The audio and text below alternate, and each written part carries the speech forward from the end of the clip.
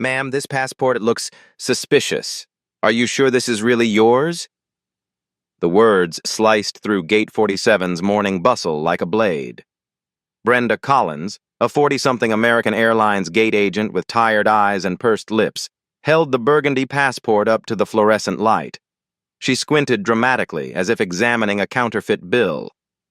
Zara Washington stood motionless at the counter, her professional blazer crisp despite the early hour.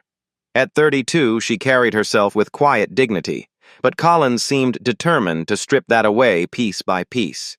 "The lamination feels off," Collins announced loudly, her voice carrying to nearby passengers. Without warning, she bent the passport's corner, then tore a small piece from the back page. "Quality check." The ripping sound made several travelers turn and stare. Collins slid the damaged document across the counter using only her pen tip, as if touching it might contaminate her. "Security!" she called out. "We have a document issue here." Have you ever watched someone destroy your dignity in public, assuming you had no power to stop them? The security announcement echoed through Gate 47 like a dinner bell for vultures. Passengers craned their necks, phones already emerging from pockets. Collins straightened her shoulders, basking in the attention. "Ma'am, I need to verify you can actually afford this seat," Collins said, tapping Zara's first-class boarding pass with her pen. "This is a $2,400 ticket. Where exactly did you get the money for this?" Zara's expression remained neutral. "I purchased it through the airline's website." "With what job?" Collins's voice dripped with skepticism. She crossed her arms, speaking slowly as if Zara might struggle with English. "I mean, what do you do for work that pays for first-class travel?" A passenger 3 people back in line pulled out her phone. Keisha Martinez, a local teacher, had witnessed enough workplace discrimination to recognize it instantly. She opened Facebook Live. "Y'all need to see this," Keisha whispered into her camera. "Gate 47, American Airlines. This is absolutely disgusting." The live stream counter showed 12 viewers, then 27, then 43. Collins leaned forward, lowering her voice to what she probably thought was confidential but was easily heard by the growing crowd. "Honey, maybe Southwest would be more appropriate for your budget next time." Zara reached into her briefcase, a leather case that cost more than Collins made in a week. As she moved, a small metallic badge caught the light from within a side pocket. She pulled out an expensive watch, checking the time with deliberate calm. "Flight 447 to Atlanta," the overhead announcement crackled. "Now boarding in 47 minutes. "I'll be sure to include that suggestion in my report," Zara said quietly, photographing Collins's name tag with her phone. Collins laughed. "What report? Some customer complaint that'll get buried in corporate?" "Something like that." The live stream viewers had climbed to over 200. Comments flooded Keisha's screen. "This is racial profiling. Get her badge number. Call the news." Collins examined Zara's boarding pass again, holding it up like evidence in a trial. "Priority access, official business," she read aloud mockingly. "What kind of official business? Government cheese distribution?" A few passengers gasped at the brazen comment. Keisha adjusted her phone angle to capture both women clearly. Zara opened a small notebook, writing steadily. Her handwriting was precise, methodical. Every word Collins spoke, every gesture, every witness present, all documented with the efficiency of someone who'd done this before. "Ma'am, are you seriously taking notes about me doing my job?" Collins's confidence wavered slightly. "I document everything," Zara replied without looking up. "Occupational habit." The phrase hung in the air like smoke. Collins didn't catch its significance, but something about Zara's composure was starting to unnerve her. This wasn't how these confrontations usually went. Most passengers either exploded in anger or withered under pressure. Zara did neither. "Look," Collins said, trying a different approach. "I'm just following security protocols. You understand, right? With everything going on in the world, we can't be too careful." "Absolutely," Zara agreed. "Security protocols are extremely important. That's why federal agencies conduct regular compliance reviews." Collins blinked. "Federal agencies?" Oh, yes. The DOT, FAA, TSA, they all have oversight responsibilities for airline operations, discrimination complaints, protocol violations, employee conduct standards. Zara's voice remained conversational, almost friendly. Very thorough review processes. The live stream had reached 400 viewers. Airport Wi-Fi was slowing under the traffic spike as people shared the stream across social media platforms. A teenager in line started his own TikTok recording. An elderly businessman discreetly activated his phone's voice recorder. The modern digital coliseum was forming, and Collins was walking into the center ring without realizing it. 43 minutes until boarding, Zara noted, glancing at her watch again. The timepiece wasn't just expensive, it was precision Swiss engineering, the kind federal employees received for 25 years of service. Collins was beginning to sweat despite the air conditioning. Derek Harrison arrived like reinforcements answering a battle cry. The duty manager's polyester tie was already loosened despite the early hour, his receding hairline glistening under the gate's harsh lighting. He surveyed the scene with practiced authority, immediately gravitating toward Collins as if drawn by magnetic force. "What seems to be this problem here?" Harrison addressed Collins directly, treating Zara like furniture that happened to speak. "Suspicious documentation, possible fraud," Collins replied, her confidence returning with a backup present. She gestured dramatically at the torn passport. "And she's being difficult about standard security procedures." Harrison nodded with the weary understanding of a manager who'd handled these situations before. His eyes swept over Zara dismissively, cataloging details that fit his preconceptions. "Ma'am," he finally acknowledged Zara's existence, "I'm going to need you to step aside so we can process other passengers efficiently." The live stream viewer count hit 800. Keisha Martinez adjusted her phone angle to capture Harrison's arrival, providing running commentary to her growing digital audience. "Now we got the manager involved, y'all. Same energy, different face. Watch how they close ranks." Airport security guard James Wright approached with measured steps, his radio crackling with routine chatter from other gates. His presence wasn't overtly threatening, but the implied authority was unmistakable. Passengers instinctively gave him space. 31 minutes until boarding," the automated gate announcement echoed through the terminal. "Look," Harrison said, adopting what he probably considered a reasonable diplomatic tone, "maybe you'd be more comfortable on the next available flight. Less stressful for everyone involved." His suggestion carried the weight of bureaucratic inevitability. Most passengers would accept the path of least resistance, grateful to avoid further humiliation. Zara's pen paused over her notebook. "Are you denying me boarding, Mr. Harrison?" "I'm offering alternatives that might better suit your situation." "Based on what specific criteria?" The question hung in the air like a legal trap. Harrison glanced at Collins, who was now fidgeting with unnecessary paperwork. The torn passport sat between them like radioactive evidence, impossible to ignore but too dangerous to acknowledge directly. "Based on the disruption this situation is causing other passengers," Harrison said finally, gesturing to the growing crowd. The disrupted passengers had formed an impromptu amphitheater around Gate 47. Some pretended to read magazines while obviously eavesdropping.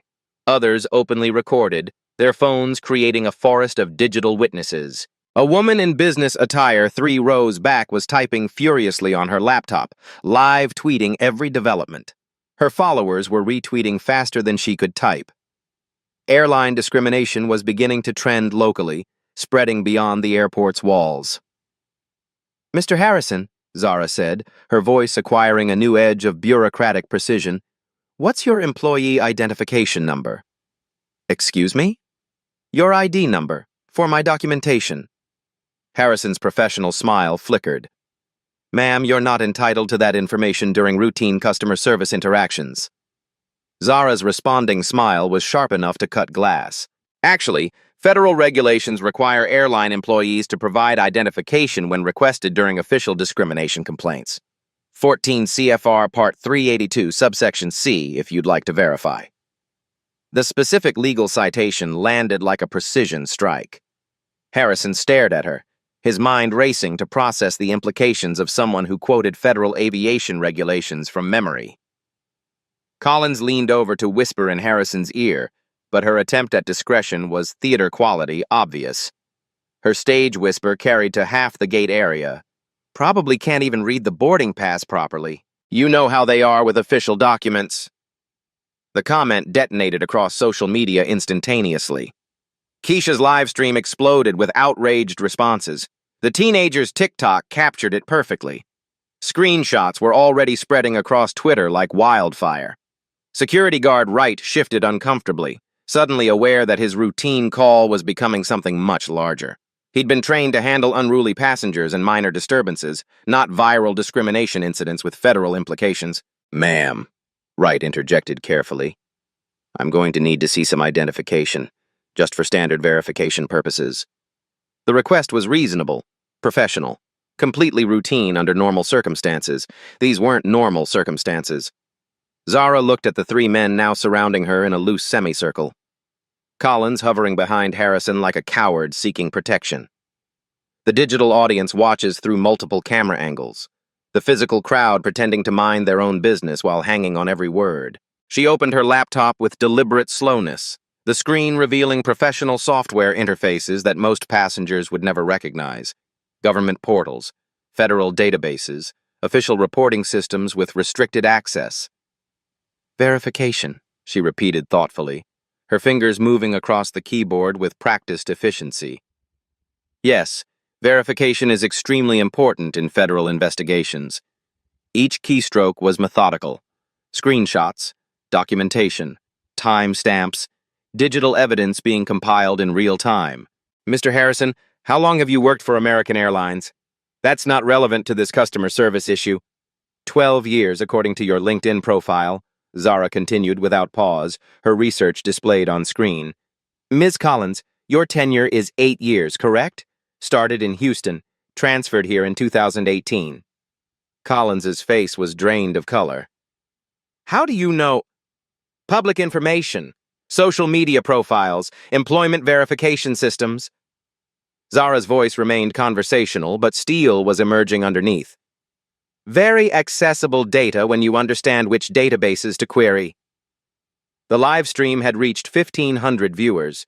Comments flooded faster than Keisha could read them. Someone had identified the specific gate and was posting American Airlines customer service number along with corporate executive contact information.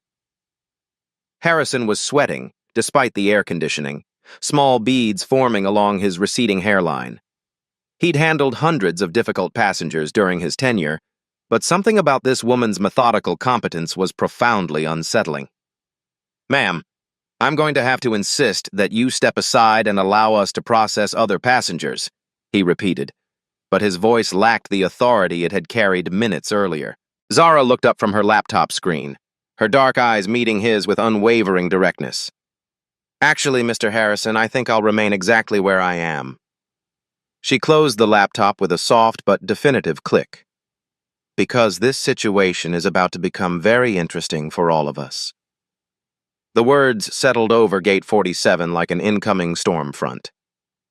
Harrison and Collins exchanged increasingly nervous glances. Wright's hand moved instinctively closer to his radio. The digital audience collectively held its breath. Zara reached for her briefcase with movements that were deliberate and unhurried. The expensive leather case sat before her like Pandora's box, and everyone watching, both physically and virtually, understood intuitively that whatever emerged next would fundamentally alter the trajectory of this confrontation. The airport's customer service supervisor had appeared at the edge of the growing crowd, drawn by reports of a situation at Gate 47. She surveyed the scene with growing concern, noting the phone recording, the tension radiating from her employees, the calm woman at the center of it all. 27 minutes until boarding. The countdown had acquired new significance. The briefcase opened with a leather whisper that somehow commanded absolute silence from Gate 47's chaos.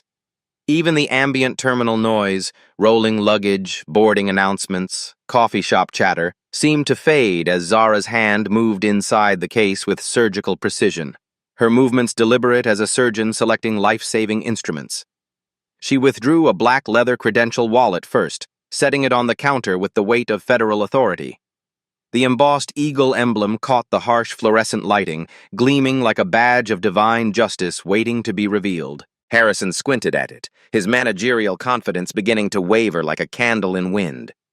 Collins leaned forward despite herself, drawn by the same morbid curiosity that makes people stare at car accidents. Wright took an unconscious step closer, his security training overriding his growing discomfort. The moment stretched like taffy, thick with anticipation. Zara flipped the wallet open with theatrical slowness, each millimeter of movement calculated for maximum psychological impact. The Federal Aviation Administration inspector's badge sat behind crystal-clear plastic like a judge's gavel awaiting final sentence. The golden eagle spread its wings across deep blue enamel, surrounded by official seals and authentication markers that spoke of genuine federal authority. Serial numbers etched in precise government formatting. Security features invisible to casual observers, but unmistakable to trained eyes. "Inspector Zara Washington," she announced quietly, her voice carrying the absolute certainty of federal law enforcement. "FAA Aviation Safety Inspector, certificate number ASI 4472, 26 years of federal service." The identification card beside the badge displayed her photograph, the same calm, professional face now staring at them across the counter, along with her federal employee number, security clearance level, and authorization codes, official government photography, holographic security features. Undeniable. Devastating. Career-ending. Collins' hand, still clutching the torn passport like damning evidence, began trembling visibly. The small piece she'd ripped away fluttered to the counter like a confession falling from guilty fingers, landing with the soft whisper of destroyed careers.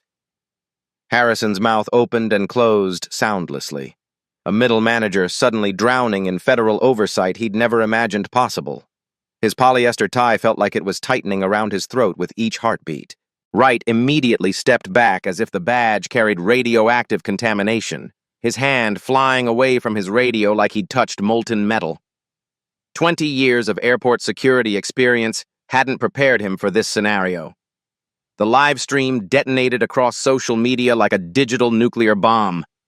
Keisha's viewer count exploded from 1,500 to over 4,000 in 30 seconds, the numbers climbing so fast they became a blur. Comments flooded the screen so rapidly they transformed into an incomprehensible cascade of shock, vindication, and viral excitement. "Holy shit!" someone shouted from the gate seating area, immediately covering their mouth in embarrassment at the outburst. "Federal Inspector!" another passenger called out, actually standing to applaud like they were witnessing justice served live. "Get them!"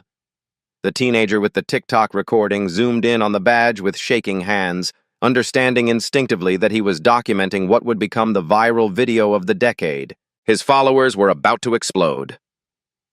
"I've been conducting undercover compliance reviews for the past 18 months, Zara continued, her voice now carrying the quiet thunder of federal law enforcement authority. "This interaction has been extraordinarily illuminating from an investigative standpoint." Harrison found his voice somewhere in his throat, though it emerged as barely a whisper. You're actually a Federal Aviation Safety Inspector." "Yes." Zara's dark eyes moved between the three of them like an airport security scanner cataloging suspicious behavior and evidence. "Ms. Collins, you just willfully damaged federal identification documents in front of approximately 5,000 digital witnesses." She gestured toward Keisha's phone, where the viewer count was approaching 6,000 and climbing like a rocket. The number increased visibly as people shared the stream across every social media platform imaginable: Facebook, Twitter, Instagram, TikTok, Snapchat. Collins looked at the ascending digits with growing horror, each additional viewer representing another witness to her career suicide. Her mortgage payments, her children's college funds, her health insurance, her entire future evaporated in real time before a digital audience. I didn't know. I was just following standard security protocols for suspicious documentation." "Suspicious based on what specific criteria, exactly?" Zara's question sliced through the air like a prosecutor's cross-examination during a death penalty case. What particular elements made this passport appear fraudulent to your professionally trained eye? The silence stretched like a medieval torture device, each second adding pressure. Everyone watching, physically and digitally, understood exactly what had triggered Collins's suspicions. The unspoken truth hung in the air like smoke. But verbalizing racial profiling in front of 6,000 witnesses would be professional suicide broadcast live in high definition.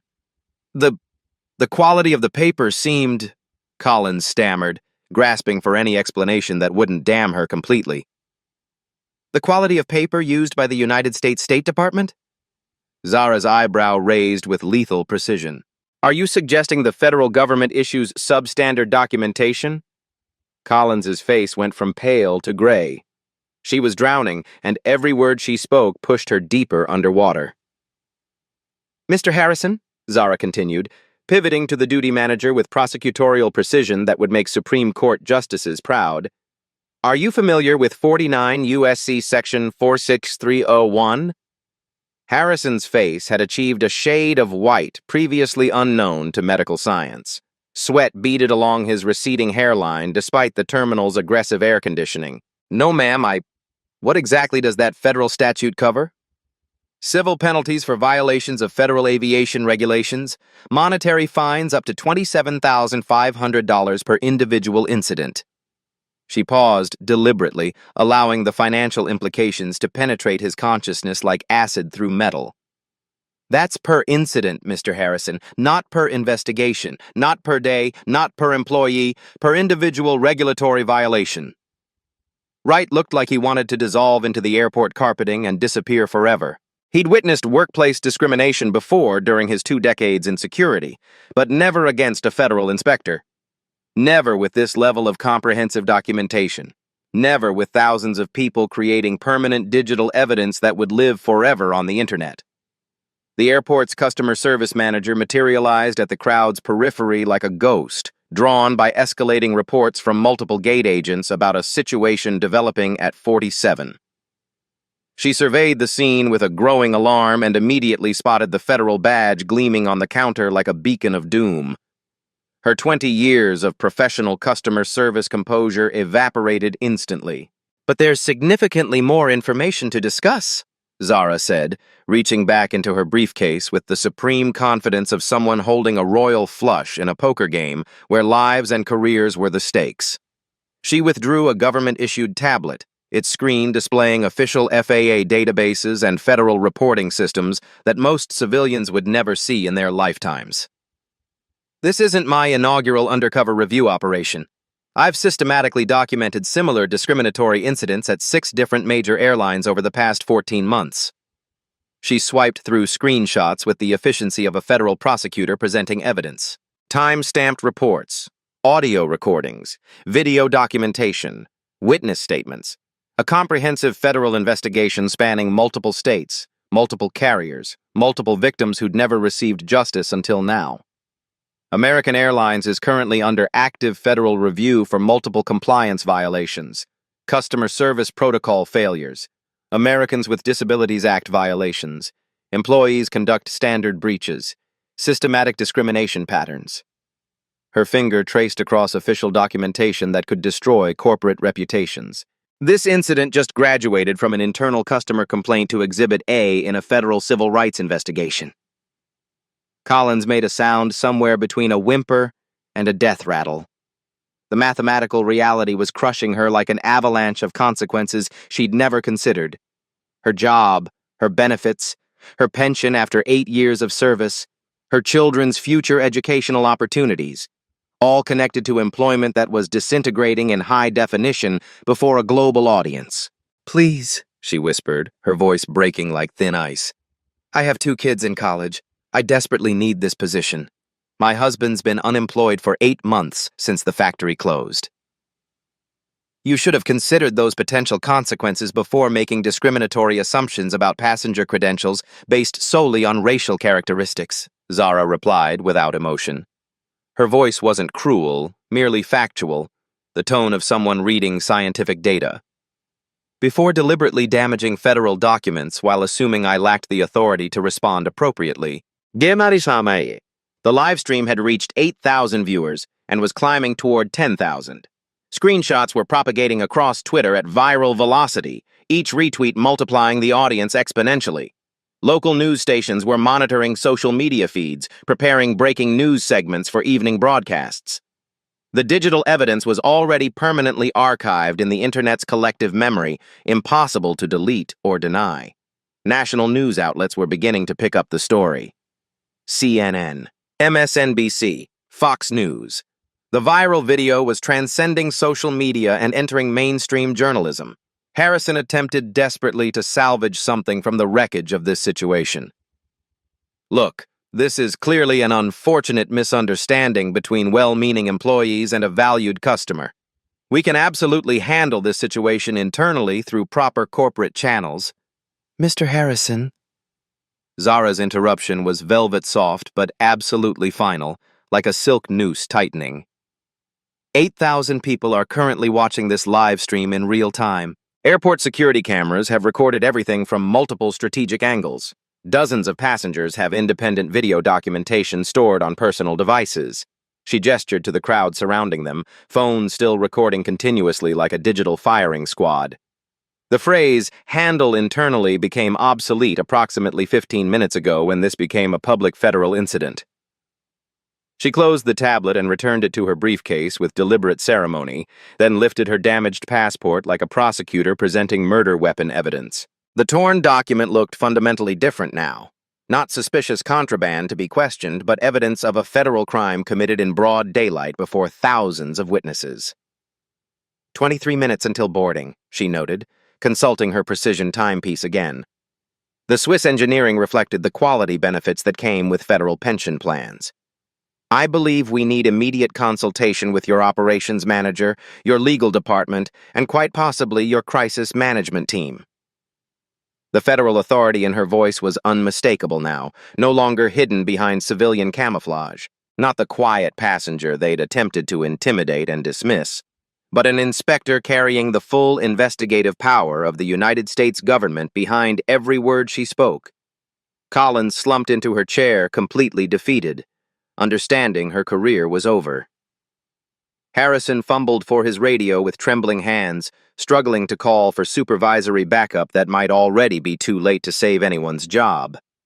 Wright stood paralyzed, understanding he'd witnessed career-ending discrimination broadcast in ultra-high definition to a global audience. The transformation was complete and irreversible. The supposed powerless victim had revealed herself as the most dangerous person at Gate 47. But Inspector Washington wasn't finished delivering revelations. There's additional critical information you need to understand immediately, she announced, her voice projecting to every corner of the gate area with the clarity of a federal prosecutor addressing a jury. The live stream audience pressed closer to their screens. The physical crowd held its collective breath. I'm not exclusively investigating passenger discrimination complaints against airline personnel. The strategic pause stretched like a drum roll before an execution. I'm simultaneously conducting comprehensive audits of your airline's compliance with federal accessibility regulations, your emergency response protocol implementations, your security procedure adherence standards. Another calculated pause that felt like eternity. Your executive compensation structures in direct relation to systematic customer service violation patterns. The implications struck like successive tsunamis, destroying everything in their path. This transcended Collins and Harrison's individual careers completely. This represented potential systematic failures at corporate leadership levels that could reach the CEO's office. Millions in federal fines, congressional oversight hearings broadcast on C-SPAN, executive terminations reported in the Wall Street Journal. The viral video was metamorphosing into a corporate apocalypse in real time. American Airlines stock would open significantly lower tomorrow morning, and investors would demand answers. The operations manager arrived at Gate 47 like a fire chief responding to a 5-alarm blaze. Sandra Martinez had 23 years of airline crisis management experience, but the scene before her was unprecedented. Federal badge on the counter, live stream approaching 10,000 viewers. Her employees looked like death row inmates awaiting execution. Inspector Washington, she said, reading the name from the credential display. I'm Sandra Martinez, Operations Manager. How can we resolve this situation professionally? Zara's smile was razor sharp. Ms. Martinez, your employees just violated multiple federal statutes in front of a digital audience that's now approaching 12,000 people. She opened her tablet again, displaying American Airlines financial data with the precision of a forensic accountant. Let's discuss the mathematics of discrimination, shall we? The numbers appeared on screen like artillery shells landing on target. American Airlines reported $52.8 billion in revenue for 2023. Your profit margin averaged 8.2%. That's approximately $4.3 billion in net income. Martinez's corporate composure began cracking. She understood exactly where this was heading. The Department of Transportation received 847 discrimination complaints against major airlines last quarter. American Airlines accounted for 23% of those complaints, the highest in the industry. Zara swiped to the next screen, revealing DOT enforcement data. Average federal fine per proven discrimination incident, $87,500. Your airline currently has 14 open investigations. Potential liability, $1.2 million in civil penalties alone. Collins made a strangled noise from her chair. Harrison was sweating through his polyester uniform shirt. But today's incident involves additional federal violations, Zara continued with prosecutorial precision. Destruction of federal documents, obstruction of a federal inspector, violation of due process rights under the Fifth Amendment. She pulled up legal statutes with the efficiency of a Supreme Court clerk. 18 U.S.C. Section 1341. Federal document destruction carries penalties up to $250,000 per incident. 49 U.S.C. Section 46301. Aviation regulation violations up to $27,500 per occurrence. Civil Rights Act violations under 42 U.S.C. Section 1981. Unlimited monetary damages. The live stream had exploded to 15,000 viewers. News outlets were starting to embed the stream in breaking news coverage. Airline discrimination was trending nationally on Twitter. Martinez attempted damage control. Inspector, we can arrange immediate retraining for all personnel. Ms. Martinez, retraining doesn't address systematic discrimination patterns documented across multiple incidents. Zara's voice cut through corporate deflection like a surgical laser. This isn't isolated employee misconduct. This is institutional failure requiring federal oversight. She displayed a comprehensive spreadsheet that made Martinez's face go white. I've documented identical discrimination incidents at Gate 23 in March, Gate 15 in January, and Gate 8 last November. Same pattern, same racial profiling, same assumption of passenger illegitimacy. The data was devastating. Timestamps, employee names, witness statements, video evidence from security cameras Martinez thought nobody accessed. Your customer service training manual, Section 4.7, explicitly prohibits document examination without reasonable suspicion. Ms. Collins violated written policy. Collins began sobbing quietly, understanding her termination was inevitable. Your employee handbook, page 47, requires supervisory consultation before passenger removal. Mr. Harrison violated established protocol. Harrison's career was disintegrating in real time before a global audience. More significantly, Zara continued, your corporate diversity metrics show systemic failures. African American passengers filed discrimination complaints at rates 340% higher than statistical population representation. She pulled up internal American Airlines data that shouldn't have been accessible to outsiders. How did you obtain confidential corporate information? Martinez demanded. Federal inspector access privileges, Zara replied calmly. Amazing what databases open when you have proper authorization. The revelation sent shockwaves through the growing crowd. A federal inspector with access to internal corporate data was every airline executive's nightmare scenario. Here's your situation, Ms. Martinez. This incident is being live-streamed to 16,000 people. Video evidence is permanent and viral. Federal violations are documented and witnessed. Zara's tablet displayed a breakdown of potential consequences that read like a corporate death sentence. Option 1. Immediate suspension of involved employees pending federal investigation. Mandatory bias training for all customer-facing staff within 30 days. Public apology and policy reform announcement. Settlement payment of $125,000 to avoid federal prosecution. Martinez calculated rapidly. The settlement was expensive but manageable compared to federal court proceedings. Option 2. Federal investigation proceeds with full legal disclosure. Congressional subpoenas for executive testimony. Department of Justice civil rights prosecution. Potential criminal charges for federal obstruction. The second option carried implications that could reach the CEO's office and destroy executive careers. Congressional hearings are broadcast on C-SPAN, Ms. Martinez. Very public, very embarrassing. Stock prices tend to suffer during federal investigations. She pulled up American Airlines' current stock price, $18.47 per share. Delta Airlines lost 12% of stock value during their 2019 discrimination investigation. Southwest dropped 8%. United Airlines fell 15% after their passenger removal incident. The financial mathematics were terrifying. American Airlines had 1.2 billion shares outstanding. A 10% stock decline would eliminate $2.2 billion in market capitalization overnight. 18 minutes until boarding, Zara noted, checking her watch. I need a decision, Ms. Martinez. Federal or corporate resolution? The live stream audience was watching corporate America negotiate with federal authority in real time. Comments flooded social media demanding justice. News outlets were preparing lead stories about airline discrimination. Martinez pulled out her phone, speed dialing the corporate legal department. The conversation was brief and desperate.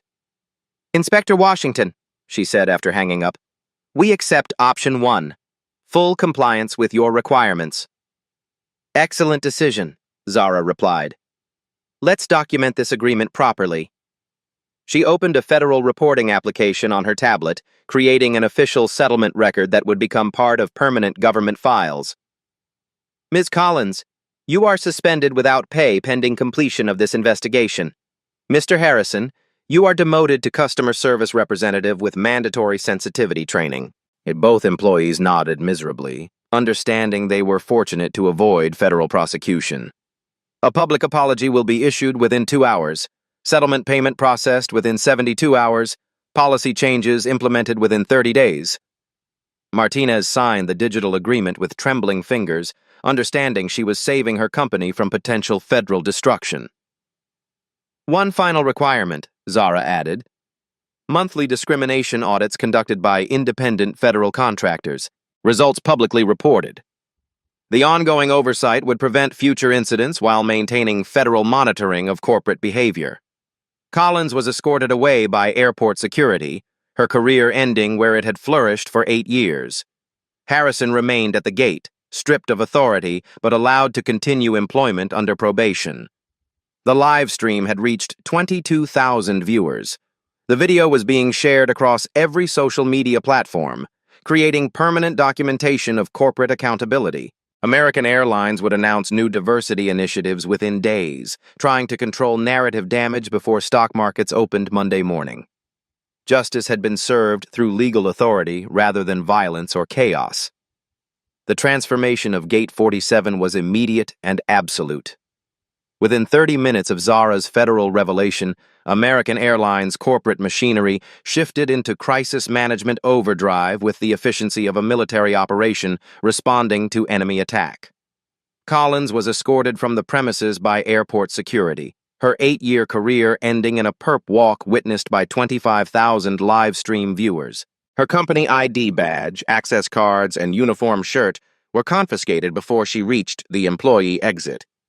The woman who had torn a federal inspector's passport was now banned from every American Airlines facility nationwide. Harrison remained at the gate, but his supervisor badge had been removed. His authority to make passenger decisions was revoked, pending completion of mandatory bias training that would span 6 weeks.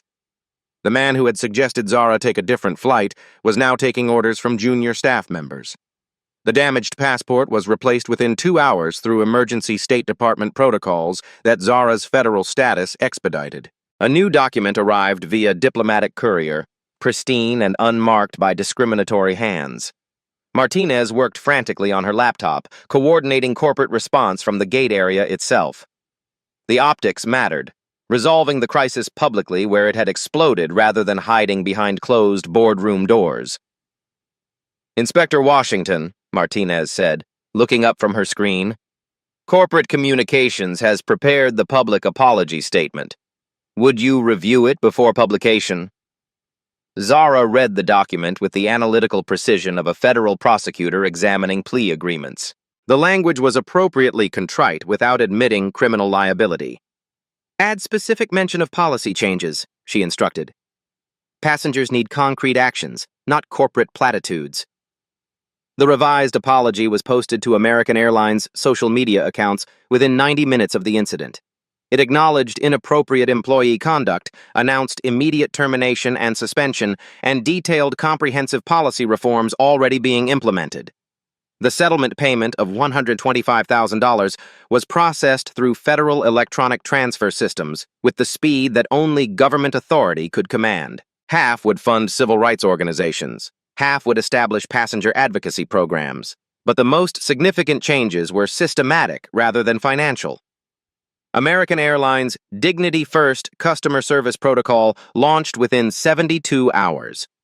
Every gate agent would receive 16 hours of bias recognition training instead of the previous 2-hour diversity seminar. Role-playing scenarios would include federal inspector encounters, disability accommodations, and racial profiling prevention. A passenger advocacy app was developed and deployed within 2 weeks. Travelers could report discrimination incidents directly to federal oversight agencies through encrypted submissions that bypassed internal corporate filtering. Monthly discrimination audits became mandatory across all American Airlines facilities. Independent federal contractors would review customer complaints, employee conduct records, and security camera footage to identify pattern discrimination before it reached viral video status. The Inspector Body Camera program launched at 12 major airports within 30 days. Gate agents, security personnel, and customer service managers were required to wear recording devices during passenger interactions. The footage would be reviewed by federal oversight teams and made available for discrimination investigations. Customer complaint response times were reduced from the industry standard of 7 business days to 24 hours. Every complaint would receive individual investigation with documented resolution provided to both the passenger and federal monitoring agencies. Executive compensation was restructured to include discrimination metrics. Customer service violations would directly impact corporate leadership bonuses. Systematic bias patterns would trigger executive performance reviews that could result in termination. The $100,000 donation to civil rights organizations was announced with great corporate fanfare, but the ongoing monthly audit costs would exceed that amount every quarter. Real change was expensive, which made it effective.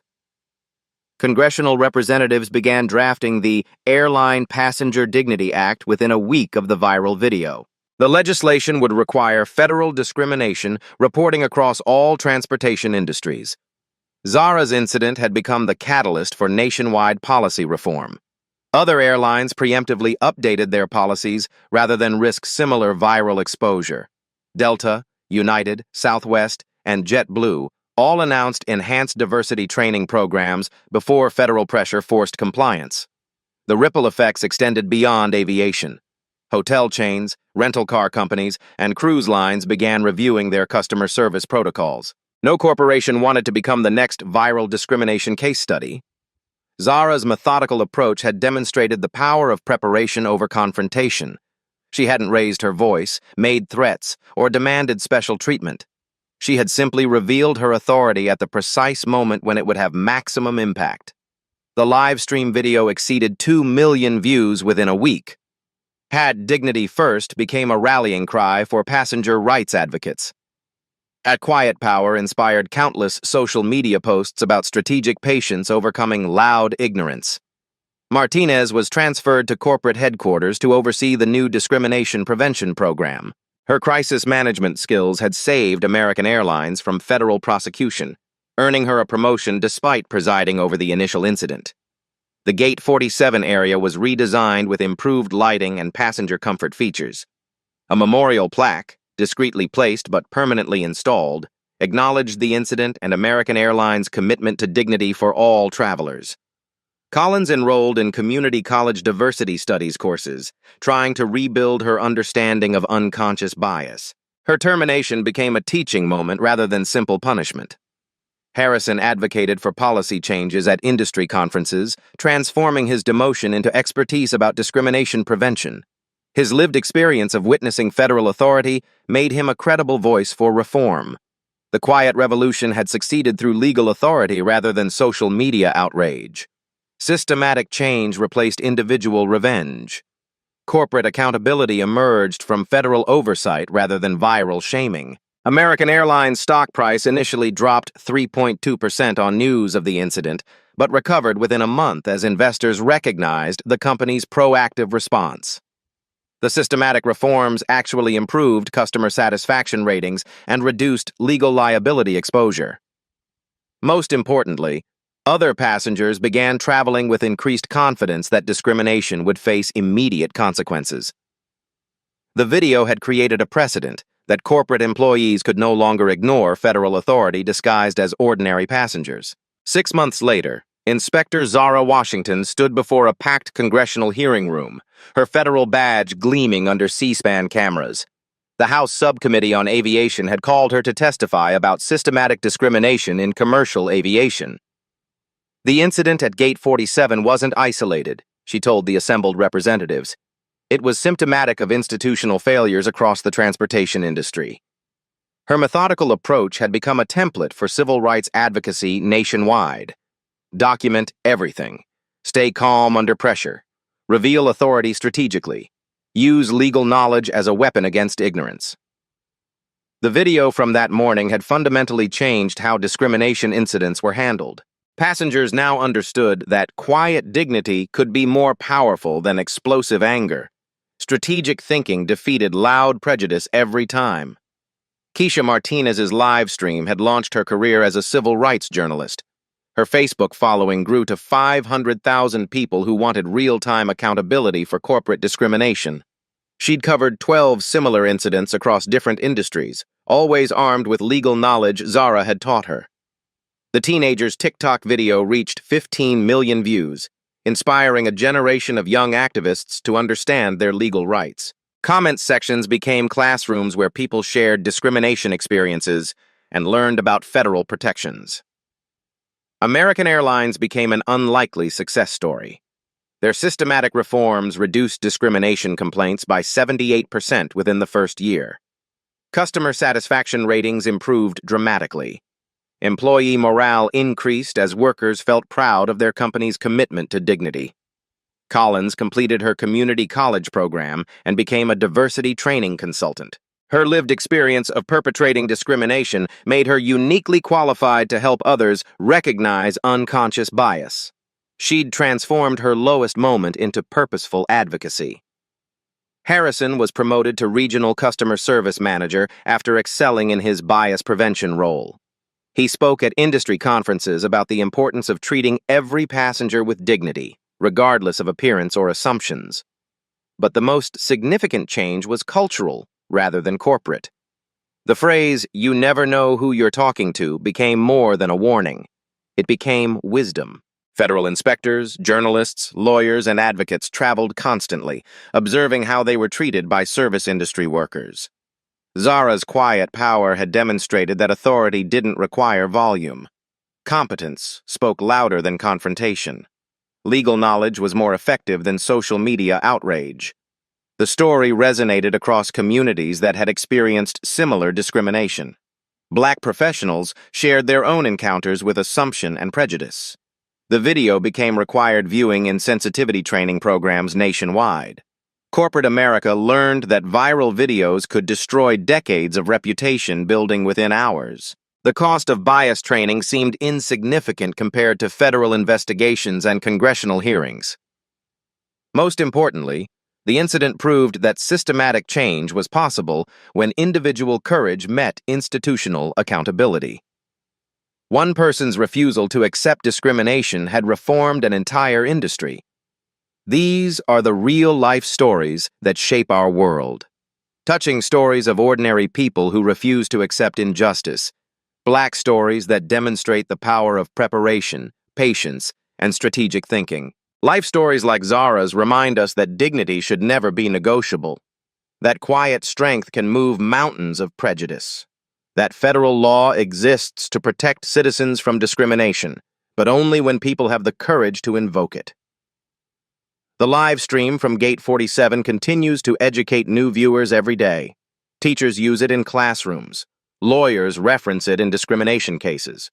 Corporate trainers show it to emphasize the cost of bias. Change happened because one person refused to be diminished by other people's assumptions, because she came prepared with knowledge, authority, and the patience to use both strategically. If you've experienced discrimination in airports, hotels, restaurants, or any service industry, remember Zara's example. Document everything. Know your legal rights. Stay calm under pressure. Reveal your strength when it will have maximum impact. Your voice matters in fighting systematic injustice. Your story could be the catalyst for industry-wide reform. Your dignity is worth defending through legal knowledge rather than emotional reaction. Share your discrimination experiences in the comments below. Tell us how you've handled bias in travel, employment, or customer service. Your stories educate others about recognizing and responding to prejudice. Subscribe to Black Voices Uncut for more stories of quiet power overcoming loud ignorance. Ring the notification bell because these stories need to be heard by everyone who believes dignity should be universal. Share this video if you believe preparation is more powerful than confrontation. If you understand that legal knowledge is the best weapon against discrimination. If you know that real change requires strategic thinking rather than viral anger. Together, we're rewriting the rules about how discrimination gets challenged and defeated. One story at a time, one federal inspector at a time, one quiet victory at a time. The next time someone assumes you don't belong somewhere, remember Inspector Washington. Stay calm, document everything, and reveal your power when it will create the most positive change.